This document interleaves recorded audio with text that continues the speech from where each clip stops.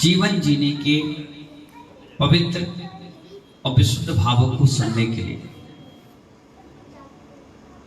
अंतिम क्षणों का जीवन जीने के सूत्र सुनने के लिए हम सभी लोग बैठे हुए हैं। राजा सैनिक की बात चल रही थी और राजा सैनिक की बात को मैं आगे बढ़ाता हूं, जिनके पुत्र का नाम था अजातशत्रु। आजाद भी था और शत्रु भी था। कभी कभी नाम का भी हमारे जीवन में प्रभाव पड़ता है। आजाद शत्रु का मतलब क्या हुआ? एक शत्रु को आप बंदी बनाकर रखते हो और एक शत्रु को आजाद छोड़कर रखते हो। शत्रु भी है और आजाद भी है।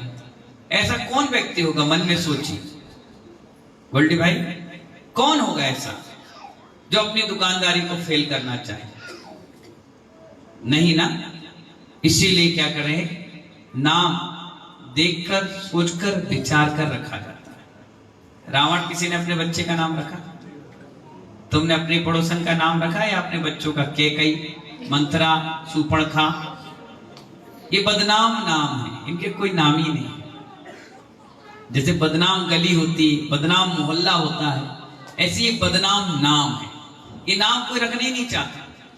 भूल से किसी को कह दो, उसे गाली की तरह लगती। हम रावण दिख रहे हैं, हम सुपर्णखा दिख रहे हैं, हम कैकेयी मंथरा है, ललिता पवार नाम नहीं रखना चाहता। रोल इतने खतरनाक उन्होंने कर लिए कि बाकी रोल उसके सामने फीके पड़ गए। ऐसी अजातशत्रु कौन था? राजा सैनिक का पुत्र था। अब क्या होता है महानुभाव, ये सारी गर्भ की प्रक्रिया है। गर्भ में जैसे विचार, जैसे भाव आते हैं, आने वाला जीव भी वैसे ही पैदा होता है। जैसे मिट्टी में आपने बीज डाला, जैसी उर्वरक, खाद, पानी दोगे, उसके अंदर वैसी पौष्टिक गुण अंदर आ जाते हैं। गाय को कितना अच्छा भोजन कराओ, दूध में उतनी पौष्टिकता और गाढ़ापन मिलेगा। अगर आपने गाय को ढंग से भोजन नहीं कराया तो वो दूध देने वाली गाय भी दूध देना कम कर देती है। ये तो पूरे जीवन का सवाल है, 9 माह का सवाल है। तो महानुभाव, उसी प्रसंग को आचार्य भगवान बता रहे हैं। राजा सैनिक का पुत्र अजातशत्रु जेल में डाल दिया। किसको? अपने पिता को ही जेल में डाल दिया। पहले ऐसे ही होता था, पिता जायदाद नहीं देते थे, बच्चे खींच लेते थे, मार देते थे, जेल में डाल दिया और खुद ताकतवर बनकर बैठ गए, बोले अब गद्दी मेरी। अब यही परंपरा हमारे बच्चों ने प्रारंभ कर दी। तो महानुभाव, उसने जेल में डाल दिया। और डालने के बाद भी ऐसा नहीं कि डाल ही दिया, रोज जाता था, डांटता था, गालियां देता था, मारता था। किसको? अपने ही पिता को। अब आप सोच लीजिए कितना निर्दयी व्यक्ति होगा। एक बार तो जेल में डाल दिया, गालियां दे दी, पीट लिया, मार भी दिया, घसीट भी दिया। जो करना था अति उसने अपने पिता राजा सैनिक से करवाई। इसलिए महानुभाव, एक दिन अजातशत्रु भोजन करने बैठ गया। भोजन कर रहा था, तभी उसकी मां ने, बेटा एक बात सुन। क्या कहा? बेटा एक बात सुन, तूने अपने पिताजी को बहुत तकलीफ देता है। तो अपने पिताजी को बहुत तकलीफ देता है। जब तू 3 और 2.5 साल का था ना, तो तेरी हाथ में एक फोड़ा हो गया था, मालूम है? तू बहुत कराह रहा था, चिल्ला रहा था, और तेरे पिता ने उस उंगली को अपने मुंह में रख करके रात भर तुझे सुलाने का प्रयास किया और रात भर जागरण किया। इतना कहते ही चेलना रानी की आंखों से आंसू गिर गए। बताओ कितना दर्द दिया, कितना पीड़ा सहन की, सिर्फ तेरे हाथ में हुए फोड़े को देख करके। सोचो तुम अपने पिता को कितना दुख देते हो। उसने खाने की थाली छोड़ी और उठकर कहा, चलो आज पिता से गले मिल लें, आज क्षमा मांग ले। और उसने तुरंत हाथ पैर धोए और तुरंत मुंह का कौर मुंह में, हाथ का कौर हाथ में, दौड़ता हुआ कहां चला आया? जेल की ओर, जहां सलाखों में कैद था राजा सैनिक। और राजा सैनिक देख रहा है, अरे ये तो अब भी सुबह सुबह मुझे मार के गया, लातों से घूसों से पीट करके गया, कोड़े लगा कर गया, असहनीय पीड़ा भी हो रही है और ये फिर मुझे मारने आ गया। स्वाभाविक है, अगर रोज रोज आपको कोई व्यक्ति मार रहा हो और किसी दिन अगर तुम्हें दवाई लगाने भी आए तो तुम्हें क्या लगेगा, ये जहर लगाने आया, ये मारने आया है। विनाशकालीन विपरीत बुद्धि, विनाशकालीन विपरीत बुद्धि। और राजा सैनिक का पुत्र वहां से दौड़ता दौड़ता आया कि आज मैं अपने पिता से क्षमा मांगूंगा, मां ने कितनी बड़ी बात बोल दी, और दौड़ता हुआ आया। पिता यहाँ लेटा हुआ था जमीन पर जेल में, वो खड़ा हो गया, उसने देखा, आंख फटी फटी, अरे ये तो मेरे सामने दौड़ता दौड़ता आ रहा है। उसने सलाखों से अपने सिर को पीटना चालू कर दिया, बोले अगर इसके हाथ से मरना अच्छा है, मैं अपने हाथ से अपने प्राणों को त्याग कर दूं। और वहीं पर एक्सपायर हो गया। बचाने के लिए आ रहा था और क्या किया उसने, राजा सैनिक ने अपनी चेलना से पूछा था, ये चेलना एक बात तो बताओ, मैं सम्यक दृष्टि जीव हूं, भगवान के सम्मोहन में 60,000 प्रश्न मैंने किए, सबसे मुख्य श्रोता बनकर मैं बैठा, क्या कारण है आजा शत्रु मुझे इतना पीड़ा दे रहा है। उसने कहा स्वामी तुम्हारा दोष नहीं है। किसका है? बोले इसमें ना तुम्हारा है ना मेरा है, इस जीव का दोष है। जब ये मेरे घर में, मेरे इस गर्भगृह में आया था, तब मुझे खून पीने की प्यास लगी थी, दोहला उठा था कि मैं किसी को मार कर छाती से खून निकाल कर पी लूं। ये उसी का असर है कि इसने जन्म लेते ही सबसे पहले तुम्हें जेल में डाल दिया, ये उसी का असर है। इसलिए तो हमारे यहाँ कहा गया कि गर्भ के संस्कार कराना चाहिए, साधुओं से आशीर्वाद लेना चाहिए, विद्वानों से संस्कार कराना चाहिए कि हमारे गर्भ के संस्कार करो, आने वाला जीव माता पिता के चरण वंदना वाला हो, उनको प्रताड़ित करने वाला ना हो। भक्तांबर पढ़ो कहते हैं, स्वाध्याय करो, जाप करो और विनती करो कि आने वाला जीव ऐसा जीव निकल कर आए कि मेरी शर्म से आंखें झुके नहीं, मेरा गर्भ से सीना छोड़ा हो। ये इस राजा सैनिक के उस वृतांत में आपको बता रहा था महानुभाव। इसलिए कहा तीर्थ यात्रा करो, स्वाध्याय करो, भक्तांबर पढ़ो, नमोकारात्मक का पाठ करो, जितना हो सके पूरे 9 माह धर्म ध्यान से बिता दो। बालक जन्म लेने वाला है तो वो धर्मात्मा ही बनेगा। क्या बनेगा? धर्मात्मा ही बनेगा। मतलब उससे उस पर संस्कार भी अच्छे होंगे और होते भी हैं, क्योंकि जो गर्भ के समय मन में इस तरह के विचार आ गए हैं तो इस तरह का बालक पैदा होगा। पूर्व जन्म के कर्म से भी कुछ फल हो सकता है। कोई पूर्व जन्म का नियम से कोई बच्चा आपके गर्भ में आ गया हो, कोई पुण्यात्मा जीव आ गया हो, वो माँ के भाव भी वैसे ही बना देगा। क्या बना देगा? तो महानुभाव कठोपनिषद नाम क्या ग्रंथ है, उसमें कहा गया कि बाहर लिंगी को देखकर हम आत्मा की पहचान नहीं कर पाते। कोई कैसा बैठा हो, कहां बैठा हो, क्या बैठा हो, क्या सोच रहा हो, ये हम उसकी सोच को नहीं बता सकते। महानुभाव अपने विशापाहार स्तोत्र में धनंजय कवि ने लिखा है कि ये अपशब्द, स्पर्श, रूप, गंध इत्यादि बाहर चिन्हों से हम आत्मा को पहचान नहीं सकते। यह बात आचार्य कुंतुन ने क्यों कही? ताकि आप आत्मा का अनुभव प्रतिदिन करो। एक दिन से करने से नहीं होगा, नहीं, प्रतिदिन करो। जब आप एकाग्र होकर जाप करने लगते हैं तो आपको कितना आनंद आता है। वह आनंद ही तो आत्मा का वैभव है। आप चिंतन करो, मैं कौन हूं, क्यों आया, क्या मेरा कर्तव्य है, कौन सा मेरा पुण्य करके आया और क्या मुझे मनुष्य जन्म क्यों मिला। ये अपने आप से क्वेश्चन करना चाहिए। मालूम है आपको, पुण्य को भी पवित्र माना है। कहां पर? सर्वार सिद्धि। पुण्य को भी पवित्र माना है सर्वार सिद्धि में। क्यों? क्योंकि उसमें पवित्र भाव निर्माण हो जाते हैं। पुण्य है इसलिए तो सर्वार सिद्धि में आपका जन्म हुआ और भाव भी पवित्र हो गए, इसलिए पुण्य को भी पवित्र माना गया है। वो सहायक भी है। कथंचित सर्वदा नहीं भी है। इसलिए कहते हैं भैया आप अपने आत्मा को पहचानने के लिए पवित्र भावनाओं के लिए शुद्ध उपयोग की प्रयोग करते रहो। क्या करते रहो? शुद्ध उपयोग की प्रयोग करते रहो और बाहरी चिन्हों में कभी मत उलझो।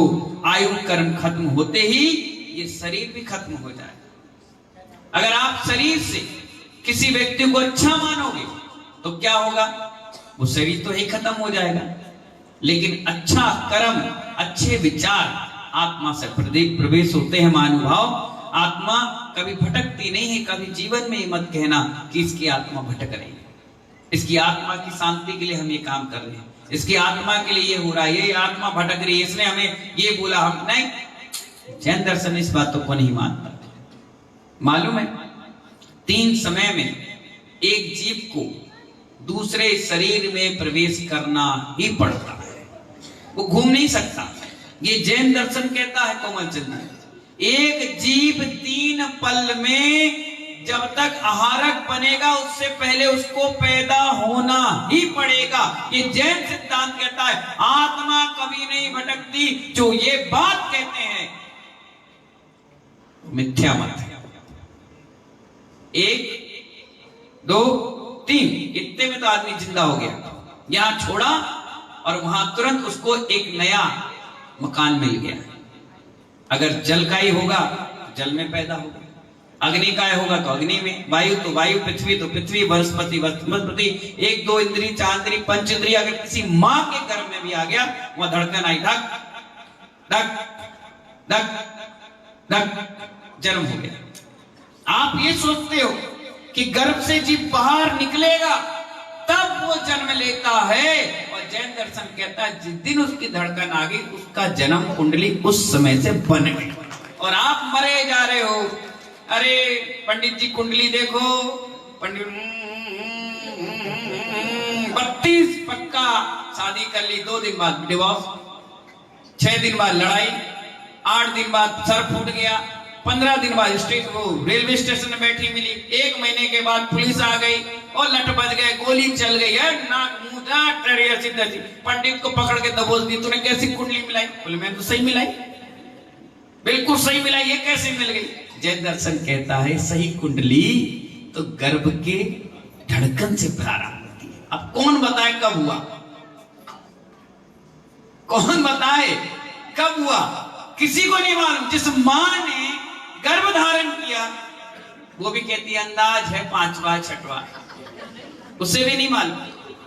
पिता को तो पता ही नहीं, अंदाज चल रहा है। एक बार ऐसी किस्सा हो गया, एक महिला अपने पूरे परिवार के साथ आई, बोले महाराज जी आशीर्वाद दीजिए। मैंने कहा क्यों?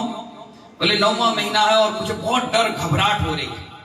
मैंने घबरा नहीं, भगवान का भजन कीर्तन करो सब ठीक हो जाए। अच्छा आशीर्वाद।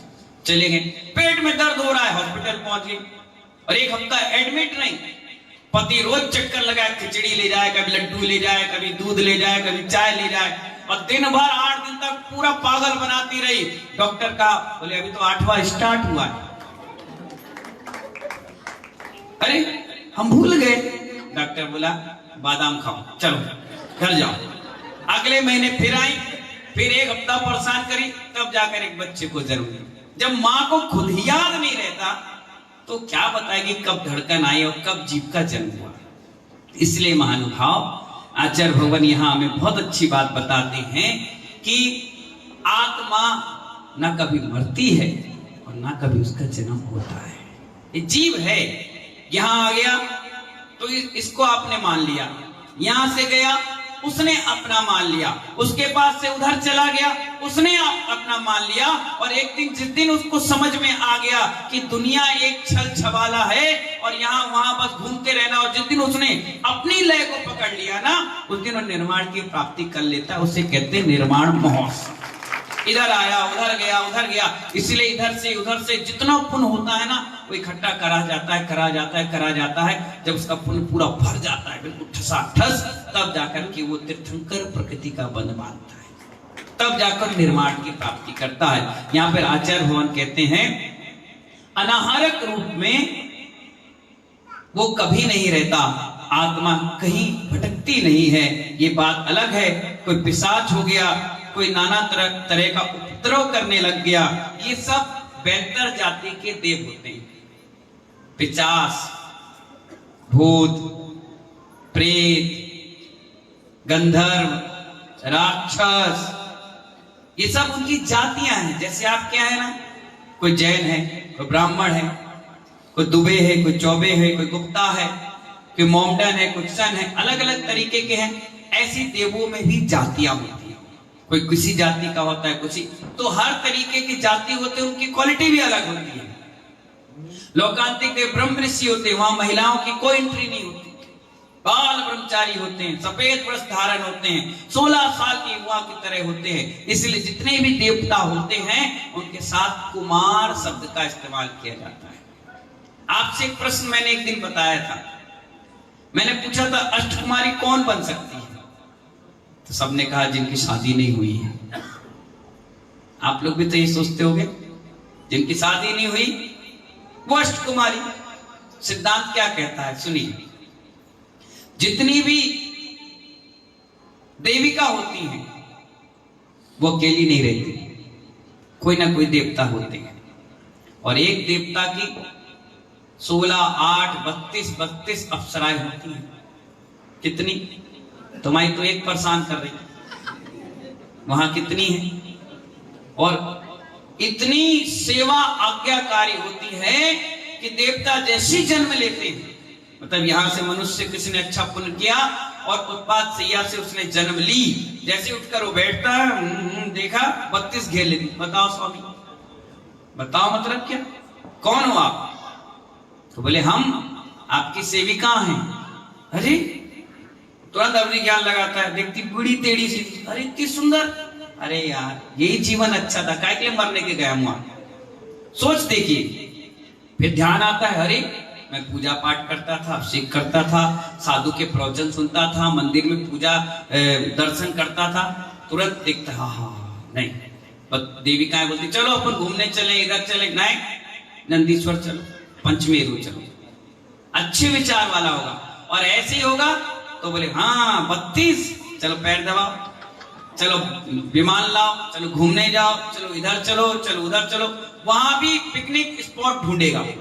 जो यहाँ करेंगे ना, मॉल में जाना, किटी पार्टी जाना, इसकी बुराई करना, उसकी धराई करना, वो भी वहां जाकर यही रायता फैलाएंगे, यही राजनीति चलेगी। लेकिन जो धार्मिक व्यक्तियों की तरह यहाँ से मरकर जाएगा, उसके विचार वहां अलग होंगे, बिल्कुल अलग हटकर होंगे। तो आचार्य कहते हैं 1 सेकंड भी नहीं लगता और जीव का जन्म हो जाता है।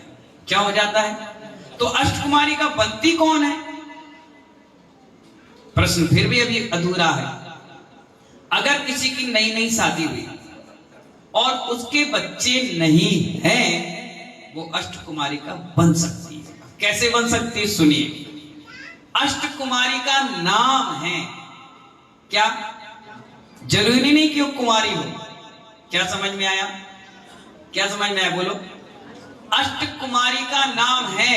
जैसे आप फिल्म देखते हो तो एक फेमस अभिनेत्री हुई जिसका नाम था मीना कुमारी। क्या नाम था? उसके बच्चे भी थे, परिवार भी था, पर नाम क्या था? अब तुम कहो कुंवारी थी, बच्चे कैसे हुए? कुंवारी थी तो शादी कैसे हुई? दिलीप कुमार थे, संजीव कुमार थे, कितने कुमार थे। कुमार होने से क्या हुआ? शादी नहीं की, बच्चे नहीं हुए, इसलिए अष्टकुमारी का नाम दिया है। कुमारी का मतलब कुंवारी कन्या नहीं, कुंवार काल की कन्या, यानी 16, 18, 20, 22 साल की बिल्कुल युवा कुमार लड़के और कुंवारी लड़कियां। क्योंकि बूढ़े देवता कभी नहीं होते, दाढ़ी मूंछ देवताओं की नहीं होती, नख केस उनके ना बढ़ते ना पड़ते, घुंघरा बिल्कुल सुंदर, ऐसे कि मिस्टर इंडिया, मिस यूनिवर्स उसके सामने फेल, इतने सुंदर होते हैं। समझ गए? आप बोलते भूत है, भूत बना दिया डरावना, ऐसे नहीं होते। पिचाब दांत वांत लगा दिए, काली ये सब नहीं होते, वहां बहुत सुंदर होते हैं। इसीलिए हमारे मंदिरों में कोई भी विभत्स चित्र नहीं बनाया जाता, देवताओं का कितना सुंदर बनाया जाता है।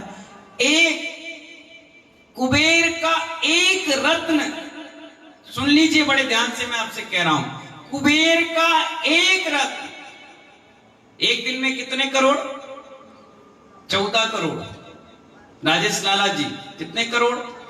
14 करोड़ रत्न बरसते एक दिन में तीर्थंकर के जन्म गर्भ के समय में। अब आप सोचिए, कुबेर का 14 करोड़ रत्न है, उसमें से एक रत्न अगर इंडिया में आ जाए ना, तो पूरे इंडिया की दौलत एक साइड और कुबेर के एक रत्न की कीमत एक साइड। इतना बलशाली धनवान होता है कुबेर, और हम उसकी कीमत ही नहीं जान पाते, कीमत ही नहीं समझ पाते। हम सोचते 2-4 लाख रुपए कुबेर बन गए, चरणों की धूल के बराबर। 11 सौ में सौदरमिंद लाभ शांति धारा करेंगे। तुम्हारा थोबड़ा दिख रहा है सौदरमिंद जैसे। लड़ मरे वहीं झगड़ गए, सौदरमिंद लड़ता है क्या? वहीं लड़ रहे, मेरी धोती पहन ली, अबे तेरी धोती पहना तो अभिषेक ही तो कर रहा है, उससे बोलो भैया कल से मत पहनाइए हमारी, हम एक खींच रहे धोती उतार, अब वो क्या सबके सामने उतार दे? अरे कुछ तो शर्म करो, कुछ तो लाज करो। कहां जिंदगी जी रहे हो, कहां जियोगे आप? मैं देखता हूं, इसलिए मैं आपको बताता हूं। ये सब छोटी छोटी घटनाएं आपके हर घर में, हर मंदिर में घटित होती है। थाली खींच लेंगे, लड़ लेंगे, छन्ना के लिए लड़ मरेंगे। हम आओ, ले लो, जा ले जाओ, बांध के ले जा, स्वर्ग में उसी छन्ना से अभिषेक करना। जा, क्या करोगे? कहा एक पुस्तक, सड़ी सी पुस्तक, 2, 4, 5 पेज की, उसी में हम पढ़ेंगे। पढ़ना लिखना कुछ नहीं, गोबर जैसा काम, और रख के भाग जाएंगे। जा, टेबल में लड़ मरे, कुर्सियों में लड़ मरे। देवता कभी ऐसे करते हैं क्या? कभी आपने देखा एक देवता दूसरे देवता के पीछे FIR दर्ज करा रहा हो, कोर्ट केस कर रहा हो, कभी लड़ मरा हो, झगड़ गया हो?